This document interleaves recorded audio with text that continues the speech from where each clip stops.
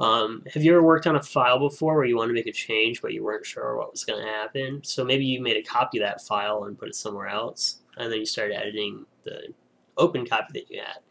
Rather than have to manage all that, you can use Git and you can track those changes, and you can actually branch your project that you have set up in Git off, and it will keep track of all those different variants of the files for you, but your directory stays clean. So you don't have 4 copies of one image file sitting there.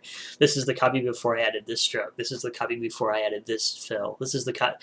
Or if it's code, you can go and you can do a lot of features and changes. Or if you're working on a large project and you have a bug report come in off of your production version of the project, you can go and make a new branch of your Git repo, and you can work that feature or that bug out, and then you can merge it back into the live version. Or so, like, let's say like you had, put my video up so I can see that I can see my hands, so that I can see my hands.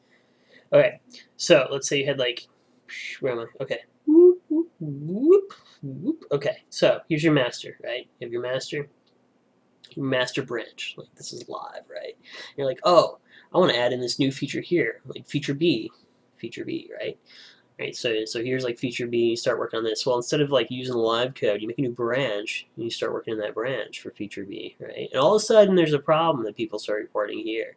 Well, instead of having to go and back do and roll back your feature code that you started to work on, you can go and just make a new branch off that same master, fix the bug, merge it back in, right? And then you can even update your feature branch with the revision of the bug fix from the master. So there's like lots of things you can do, and it can be kind of overwhelming at first, but there's been a lot of progress too. So let me go over here and bring this window in. This is Git. This is what your dashboard will look like if you create an account.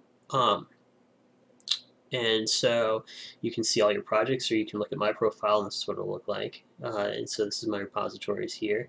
This is Colony Courier, so this is our Sunday Open Game Dev repository, and there's a README file here that talks about what's going on, and then here's all the code. So you can go, minus the Impact.js stuff that's licensed with Dominic, but you can go and look at all the other code right here on the site. So you can go to the library and the game directory.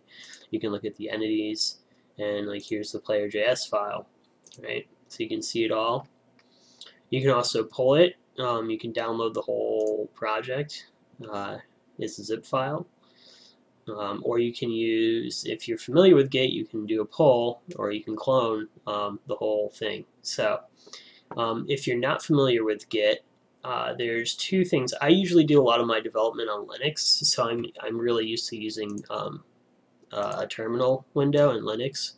So in Windows, you have this thing called the Git bash, and you can look at your directory. So now I'm in C users. So now I want to go to websites. And here's all my websites. Most of these are impact prototypes or games. If I wanted to go into our game, I'd go into Colony Courier, like this.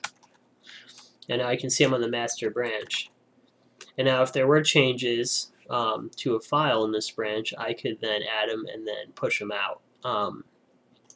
The other thing you can do on Windows, which I don't even know if they have a Linux GUI version, because this is really easy for anybody to do. I mean, and there's a whole website from Git. GitHub and Git are 2 separate things, and Git, which is the technology behind kind of the repos on GitHub, has their own documentation. You can just Google it, and it'll go into a lot more detail. There's a lot more features and a lot more like in-depth like nerdery that you can read about.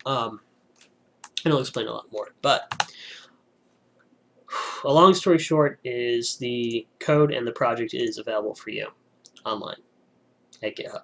So, and there's links to that on the main blog site. So if we go to jimmybriggs.blogspot.com, and like here's a post right here about it being on GitHub, but if we go to the games page, you can be like, oh, where's that Git repo? And it's right here, right? So there it is for you. Yay!